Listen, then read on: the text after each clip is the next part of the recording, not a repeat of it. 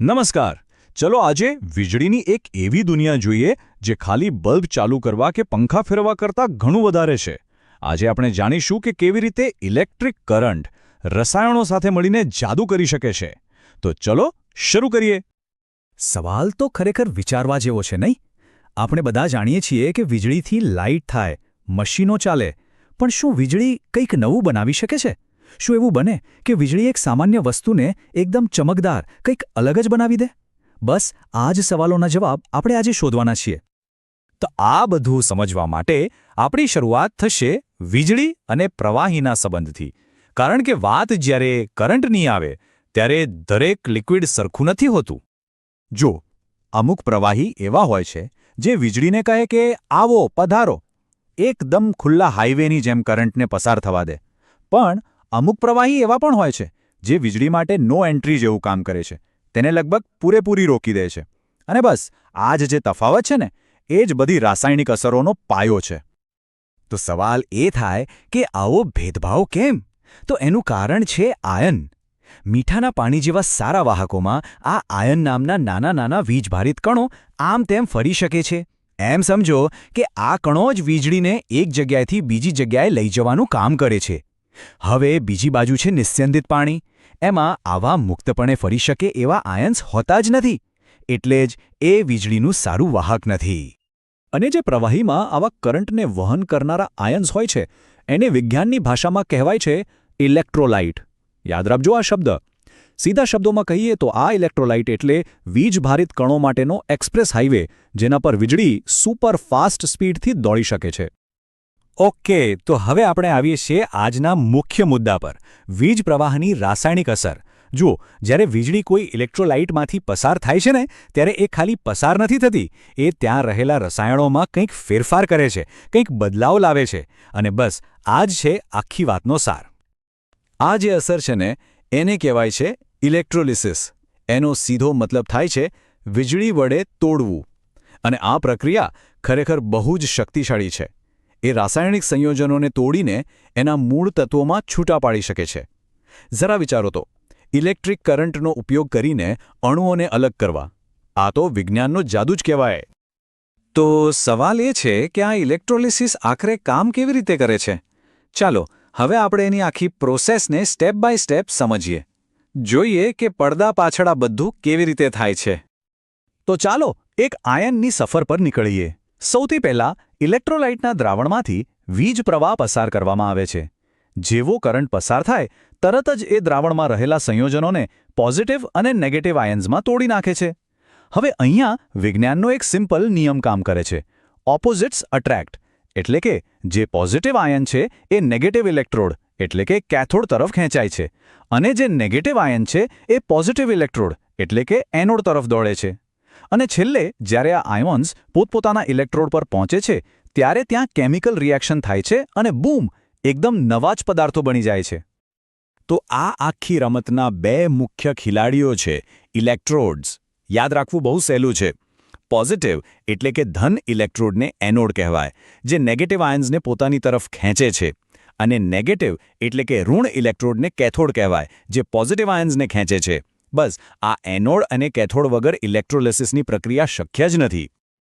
અત્યાર સુધી આપણે જે વાત કરી એ બધી હતી થિયરી. પણ હવે આવે છે સૌથી મજેદાર ભાગ, વાસ્તવિક દુનિયામાં એના ઉપયોગો. ચાલો જોઈએ કે આ વૈજ્ઞાનિક સિદ્ધાંતનો ઉપયોગ કરીને આપણી આસપાસ કેવી અદ્ભુત વસ્તુઓ બને છે. પહેલો અને સૌથી જાણીતો ઉપયોગ છે ઇલેક્ટ્રોપ્લેટિંગ. તમે સોનાનો ઢોળ ચડાવેલા ઘરેણાં જોયા જ હશે કે પછી ગાડીના એકદમ ચમકતા ક્રોમ પાર્ટ્સ. બસ આ બધું ઇલેક્ટ્રોપ્લેટિંગથી જ થાય છે. આમાં ઇલેક્ટ્રોલિસિસનો ઉપયોગ કરીને એક ધાતુ પર બીજી કોઈ મોંઘી કે મજબૂત ધાતુનું એકદમ પાતળું લેયર ચડાવવામાં આવે છે. બીજો એક બહુ જ મહત્વનો ઉપયોગ છે ધાતુઓનું શુદ્ધિકરણ. આપણને કદાચ ખ્યાલ ન હોય, પણ આપણા મોબાઈલ ફોનથી લઈને મોટા મોટા ઉદ્યોગોમાં જે તાંબુ કે એલ્યુમિનિયમ વપરાય છે એ એકદમ શુદ્ધ હોવું જરૂરી છે. તો આ શુદ્ધતા કેવી રીતે મળે? જવાબ છે ઇલેક્ટ્રોલિસિસ. આ પ્રક્રિયા અશુદ્ધ ધાતુમાંથી કચરો દૂર કરીને એકદમ શુદ્ધ ધાતુને છૂટી પાડે છે. અને આટલું જ નહીં, આનો ઉપયોગ મોટા પાયે જરૂરી કેમિકલ્સ બનાવવા માટે પણ થાય છે. જાણીને નવાઈ લાગશે કે સાદા મીઠાના પાણીમાંથી જી હા, એ જ સાદા મીઠાના પાણીમાંથી ક્લોરીન ગેસ અને સોડિયમ હાઇડ્રોક્સાઇડ જેવા ખૂબ જ અગત્યના ઔદ્યોગિક રસાયણો બનાવવા માટે ઇલેક્ટ્રોલિસિસ જ કામમાં આવે છે. તો આજે આપણે જે પણ સમજ્યું એને ફટાફટ યાદ કરી લઈએ. પહેલી અને સૌથી મુખ્ય વાત, વીજળી અમુક ખાસ પ્રવાહી એટલે કે ઇલેક્ટ્રોલાઇટમાં કેમિકલ રિએક્શન કરી શકે છે. બીજી વાત, આ પ્રક્રિયાને ઇલેક્ટ્રોલિસિસ કહેવાય છે અને તે સંયોજનોને એના મૂળભૂત તત્વોમાં તોડી નાખે છે. અને ત્રીજું, આ એક નાનકડો વૈજ્ઞાનિક સિદ્ધાંત જ્વેલરીથી લઈને મોટા ઉદ્યોગો સુધી દરેક જગ્યાએ પાયાનું કામ કરે છે. તો એનો અર્થ એ થયો કે વીજળી ખાલી ઊર્જા નથી, એ તો સર્જનનું એક સાધન છે, એક એવી તાકાત જે અણુઓને તોડી પણ શકે છે અને જોડી પણ શકે છે. તો જરા વિચારો, આ અદ્ભુત શક્તિનો ઉપયોગ કરીને ભવિષ્યમાં આપણે હજી શું નવું બનાવી શકીશું? વિચારવા જેવો સવાલ છે, ખરું ને? રિમોટ કંટ્રોલથી લઈને ઇલેક્ટ્રિક કાર સુધી આપણી આસપાસની લગભગ બધી જ વસ્તુઓ નાના પાવર પેકેટ પર ચાલે છે. આ છે ઇલેક્ટ્રિક સેલ્સ, એ અદૃશ્ય શક્તિ જે આપણી ટેકનોલોજીને જીવંત રાખે છે. પણ શું આપણે ક્યારે વિચાર્યું છે કે તે ખરેખર કેવી રીતે કામ કરે છે? ચાલો આજે આ નાનકડા પાવર હાઉસની દુનિયામાં એક ડૂબકી મારીએ. જરા પોતાના સ્માર્ટફોન વિશે વિચારો. એ ખાલી એક ફોન નથી, એ તો આપણી આખી દુનિયા છે. મિત્રો, કામ, મનોરંજન બધું જ એમાં છે. પણ ક્યારેય વિચાર આવ્યો છે કે આ આખા જાદુને સતત ચાલતો રાખવા માટે ઊર્જા ક્યાંથી આવે છે?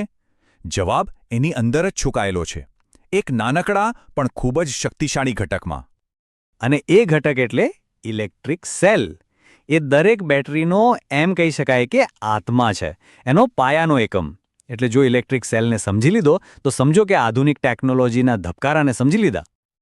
તો સવાલ એ છે કે આ ઇલેક્ટ્રિક સેલ છે શું? એકદમ સાદા શબ્દોમાં કહીએ તો એ એક જાદુઈ બોક્સ જેવું છે. એ પોતાની અંદર કેમિકલ એનર્જી સ્ટોર કરે છે અને જેવી આપણને જરૂર પડે એ તરત જ એક હોશિયાર કેમિસ્ટની જેમ એ કેમિકલ એનર્જીને ઇલેક્ટ્રિક કરંટમાં ફેરવી નાખે છે.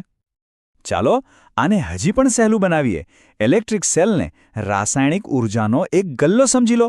એ ધીમે ધીમે ઊર્જા ભેગી કરતો રહે છે અને જ્યારે જરૂર પડે ત્યારે આપણને વાપરવા માટે આપે છે. છે ને એકદમ સિમ્પલ? હવે જરા અંદર ઝાંખીને જોઈએ કે આ બધું થાય છે કેવી રીતે. જુઓ, સેલની અંદર રહેલા કેમિકલ્સ એકબીજા સાથે પ્રતિક્રિયા કરે છે, જાણે કોઈ ડાન્સ કરી રહ્યા હોય. અને આ ડાન્સમાંથી જબરદસ્ત ઊર્જા છૂટી પડે છે. બસ આ જ ઊર્જા એટલે પાવર જે આપણા ગેજેટ્સને જીવંત કરી દે છે. પણ શું બધા જ સેલ એક સરખા હોય છે? ના, જરાય નહીં. સેલની દુનિયા છે ને, એ મુખ્યત્વે બે મોટા પરિવારોમાં વહેંચાયેલી છે. અને આ જ તફાવત નક્કી કરે છે કે ટીવીના રિમોટની બેટરી અને સ્માર્ટફોનની બેટરી કેમ આટલી બધી અલગ હોય છે. તો આ છે આખી રમત. એક બાજુ છે પ્રાઇમરી સેલ્સ, જે યુઝ એન્ડ થ્રોના ફંડા પર ચાલે છે, અને બીજી બાજુ છે સેકન્ડરી સેલ્સ, એટલે કે રિચાર્જેબલ, જેને આપણે વારંવાર ચાર્જ કરીને જીવંત કરી શકીએ છીએ. આ બે વચ્ચેની પસંદગી જ નક્કી કરે છે કે આપણે ટેકનોલોજીનો ઉપયોગ કેવી રીતે કરીશું. ચાલો પહેલા પરિવારને મળીએ. Primary cells. આ એ સેલ્સ છે જેની સાથે આપણે મોટા થયા છીએ. દિવાલ ઘડિયાળ હોય, બાળકોના રમકડા હોય કે પછી ટીવીનું રિમોટ, આ બધી વસ્તુઓને ચલાવનાર ગુમનામ હીરો એટલે આ પ્રાઇમરી સેલ્સ. અને આ પ્રાઇમરી સેલ્સના પરિવારનો સૌથી ફેમસ મેમ્બર કોણ છે ખબર છે? એ છે આલ્કલાઇન સેલ. હા, પેલી AA કે AAA બેટરી જે લગભગ દરેક ઘરમાં જોવા મળે છે. એ આપણી રોજિંદી જિંદગીનો એક ભાગ જ બની ગઈ છે. તો આ આલ્કલાઇન સેલ્સની ખાસિયત શું છે? એમની લાંબી શેલ્ફ લાઇફ, મતલબ કે એ મહિનાઓ કે વર્ષો સુધી પોતાની શક્તિ જાળવી રાખે છે. એટલે જ સ્મોક ડિટેક્ટર કે ફ્લેશલાઇટ જેવી વસ્તુઓ માટે તે બેસ્ટ છે, જ્યાં લાંબા સમય સુધી ભરોસાપાત્ર પાવરની જરૂર હોય. બસ એકવાર વાપરો, કામ પૂરું. હવે વાર્તાના બીજા અને કહી શકાય કે વધુ રોમાંચક ભાગ તરફ જઈએ. Secondary cells. આ રિચાર્જેબલ પાવરહાઉસ છે જેણે આપણી ડિજિટલ દુનિયામાં ખરેખર ક્રાંતિ લાવી દીધી છે. સાચું કહું તો આ આધુનિક ઇલેક્ટ્રોનિક્સનું ધબકતું હૃદય છે. અને આ રિચાર્જેબલ પરિવારનો સુપરસ્ટાર છે લિથિયમ આયન સેલ. આપણો સ્માર્ટફોન, લેપટોપ અને હવે તો ઇલેક્ટ્રિક ગાડીઓ પણ એના પર જ ચાલે છે. તે ખરેખર આધુનિક ટેકનોલોજીનો અસલી વર્કહોર્સ છે જે સતત કામ કરતો રહે છે. પણ એવું તો શું છે આ લિથિયમ આયન સેલમાં? કારણ કે 3 વસ્તુઓનું કમાલનું કોમ્બિનેશન છે: ઓછું વજન, જબરદસ્ત પાવર અને સેંકડો વખત રિચાર્જ થવાની ક્ષમતા. આ જ ગુણધર્મોએ સ્માર્ટફોનથી લઈને ઇલેક્ટ્રિક વાહનો સુધીની પોર્ટેબલ ક્રાંતિને શક્ય બનાવી છે. ઓકે, તો આપણે બે મુખ્ય પ્રકારો જોયા, પણ રોજિંદા જીવનમાં આનો મતલબ શું? મતલબ એ છે કે દરેક કામ માટે એક ખાસ પ્રકારનો સેલ બનેલો છે.